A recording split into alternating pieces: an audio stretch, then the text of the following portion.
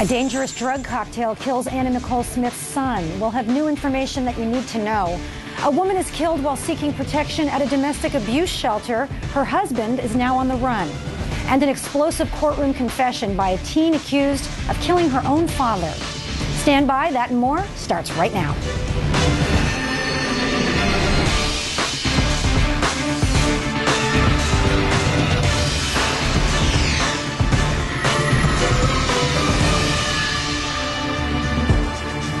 Good evening, I'm Lisa Bloom in for Catherine Crier. Thanks so much for joining me. The sudden death of Anna Nicole Smith's son was definitely a shocking event. But we here at CourtTV were even more stunned when renowned pathologist Dr. Cyril Wecht revealed the cause of Daniel Smith's death to Catherine last night on this very program. Take a listen. I have received reports from the toxicology laboratory, and at this time I feel that I'm able to say that the cause of death was the cumulative effect of 3 central nervous system drugs: Zoloft, an antidepressant, Lexapro, another antidepressant, and Methadone. These 3 drugs act in concert to depress the brain and the lungs, and they lead to a cardiac dysrhythmia. Dr. Lynn Webster, an expert in pain management, has studied methadone-related deaths across the country. He has crucial information on how to prevent similar tragedies. Also weighing in on the intimate relationship between Anna Nicole and her attorney is Bruce Weinstein, also known as the Ethics Guy, an author of the book Life Principles, Feeling Good by Doing Good.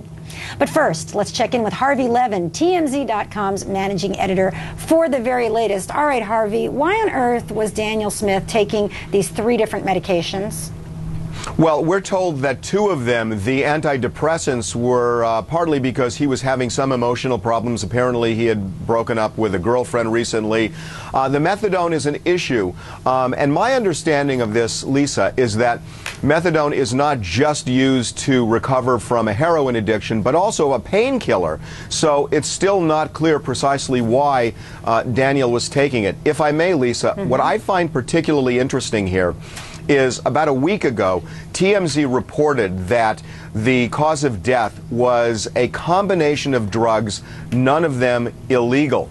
And we got that from people right inside the coroner's office.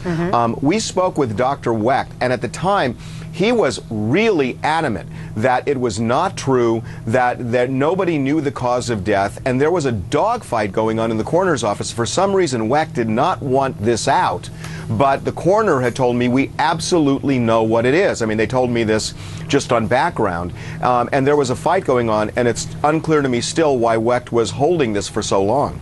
Holding this being the information about the 3 different types of medications. I mean, they're all prescription medications, right, Harvey? Right. In fact, that's what I had told him a week ago. I said, look, what I'm being told is it's multiple drugs, none of them being illegal. They were prescriptions. Well, they're not illegal if they're prescribed. And if he got them some other way, I'm not trying to cast aspersions on Daniel Smith or anybody connected with the case, but prescription drugs are illegal if you get them in an illegal manner. Absolutely. The information that I had from the coroner is they had no doubt that this was not illegally obtained, that they for some reason believed. I'm guessing that he may have had some pill bottles on him. I mean, that's the lot. I was told he went directly from the airplane to the hospital, so he may have had luggage. They may have seen it right there and done the math. But I found it kind of interesting that Wecht did not want to talk about it at the time, even though the coroner was telling me, look, we knew almost as soon as it happened what we believed to be the case. Well, I agree with you, Harvey. Do we know the identity of the doctors who may have prescribed these medications, these 3 different medications for Daniel? No, as far as I know, we don't. Now, Lisa, remember, too, that you could have multiple doctors doing this. Right. So you could have one doctor prescribing one thing, which in and of itself is not fatal, and then somebody else prescribing something else. And if they didn't know what Daniel was taking in total, they might have not known that it was a fatal cocktail. Right. Of course, they should have asked what other medications he may have been taking. The pharmacist should have asked. That's assuming he had prescriptions. That's assuming he got them legally. There's a lot of questions. And assuming he disclosed it. And assuming he disclosed it, that is all very, very true.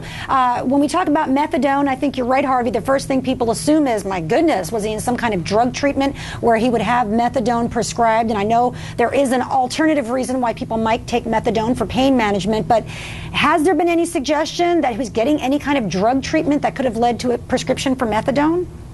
Personally, Lisa, I hadn't heard that at all. And obviously, that's the specter raised by something like this. And I'm not going to ascribe motives to Dr. Wecht, but maybe the methadone was one of the reasons he didn't want to talk to us when we raised the issue with him almost a week ago. But obviously, when you hear the word methadone, it conjures up certain images. All right, Harvey, stay with us if you would. We've got a lot more to discuss with you, but I want to stay on this drug interaction issue for just a minute and bring in Dr. Webster. Do you agree, Dr. Webster, that the combination of these three medications, two antidepressants and the methadone, would have led to such a sudden death in a young, healthy 20-year-old male? I think that's unusual. There are probably a lot of patients across the country who are treated with chronic pain or treated for chronic pain with methadone and the combination of these two medications. Probably unusual and rare for the combination to lead to a death. Interesting. And Harvey Levin, if we're talking about treatment for chronic pain, what kind of chronic pain would Daniel Smith have had? Did he have some kind of a medical disorder? Did he have an injury? It seems like an odd thing for a 20-year-old. Well, there have been reports, Lisa, that he was not in great health for the last couple of months of his life, and that he had gone to the hospital before. One of the reports that I heard was that he had some kind of a heart condition, and that caused him to go into the hospital. This is while he was filming a movie. Or working on a movie, but it's unclear to me if it was directly pain-related or not. I mean, a lot of these reports are based on what one person tells another person telling another person, but the report seems to be consistent that he was having some kind of medical issue. All right. Well, this accidental drug death is certainly a shocking issue, and Dr. Webster has given us some tips for avoiding this kind of problem. I think we should all take heed. Dr. Webster says that we should never take a prescription painkiller unless it is prescribed to you, of course. Don't take pain medication with alcohol. Don't take more doses than are prescribed. The use of other medications can be dangerous, and don't take narcotics to help you sleep. Lock up prescription painkillers. You know, Dr. Webster, these are all tips that to me seem like such common sense that our grandmothers probably told us, but many people violate these rules. Yes, unfortunately. You know, so many people have such amount of pain that they try to escape the pain by taking an extra medication or an extra pill. So often, I think in our culture, we've thought that if you take one pill, you can take two and you'll get better pain relief than if you just take one. And so often the pain's not relieved when you even take two. And so many patients will chase their pain with additional medications, and that can be lethal. You know, Dr. Webster, if you don't think the interaction of these three medications is what caused Daniel Smith's death, what do you think happened? Oh, I didn't say I didn't think it caused. I said that it's unlikely. It would be a very uncommon occurrence for the combination to lead to death. I think what would be more what's likely? Important to know. Well, I'm not sure. I mean, I don't know much of the details of this except from what I hear here in the press, okay. So I really don't have enough information what to about alcohol? Make some... Do you think if he had consumed alcohol that would have played a part? Certainly. Alcohol can enhance the toxicity of all of the medications, but I think it is important to note that there are two of these medications, that is methadone and Zoloft, which both can lead to an arrhythmia when they're used separately, but when they're added together, particularly if he has a history of cardiac disease, which was just suggested here, the combination of these different things could lead to a lethal arrhythmia. It's uncommon, it would be rare, but that would be a possibility. Yeah, I've seen it described, Dr. Webster, as one would speed up the metabolism and one would slow down the heart, and that's a deadly combination. Is that it? No, I don't think so. I'm not sure. I saw that in one of the news clippings as well. I'm not sure what that pharmacist was talking about. We know that methadone will produce some sedating effect, but really the other medications aren't going to speed you up in any other way. I don't understand the proposed mechanism there. I think that the possibility here is that methadone will potentially prolong an arrhythmia problem, and it's enhanced by other medications like Zoloft, and then it can just suddenly come on, and that could be lethal if that happens. And the other big news in this case is, of course, the question of who is the father of Anna Nicole's new baby girl. Take a listen to this. Anna and I have been in a relationship, and we love each other, and it's been going on for a very long time. And because of my relationship as her lawyer, we felt that it was best to keep everything hidden, and we've actually done a pretty good job of that. Hey, Harvey, what happened to the photographer who claimed he was the father of the baby? Well, he's still out there, and Lisa, we've been talking to him for a couple of months now, and he thinks that Anna Nicole went to the Bahamas not because of the weather, but because she wanted to escape him. But he wants a paternity test. Look. Yeah, DNA test. Know. It's very simple, right? Two guys are claiming they're the father. This has happened before once or twice, Harvey. They get a DNA test, we get this resolved. So why isn't that happening? That's a very good question, Lisa. I mean, it seems to me that's the answer to it all. What I found interesting, and again, I'm not trying to, I don't want to play detective here too much, but it's interesting. Howard Stern said that our relationship has been going on for a very long time, as he put it. But he has also been quoted as saying that the timing with Larry Burkhead didn't work out. I'm not sure the two of those are exactly consistent, because he's making it sound like it was almost years he was with him. He was with Anna. So if that's the case, how does Larry Burkhead's timing factor in at all, according to him? Well, you're assuming, Harvey, that she only had one boyfriend at a time. What a stupid assumption, Lisa. You're right. I'm just saying, when we're talking about celebrities, you got to keep an open mind as to what may have been going on. All right, let me bring you in, Bruce, because not only is he claiming that he's been her boyfriend for a long time, they've had a relationship for a long time, and that he's the father of this baby, but he was supposedly her lawyer for all of this time. We got some ethical problems here, don't we? Absolutely. It is grossly unethical for an attorney to be romantically involved with a client, just as it's wrong for a professor to have sex with a student or a psychiatrist to have sex with a patient. In all of these examples, they are the classic examples of a conflict of interest. We often hear that you should avoid even the appearance of a conflict of interest. Here, it's an actual conflict of interest, because if you're romantically involved with someone, it's very difficult to put your emotions aside and offer the professional advice that you're hired to do. So either the ethics demands either you have a romantic relationship with someone or you represent them as an attorney, but you can't do both. You cannot do both. So let's spin this out. So if, in fact, I always wondered if he was really her attorney or if he was more of just sort of an advisor,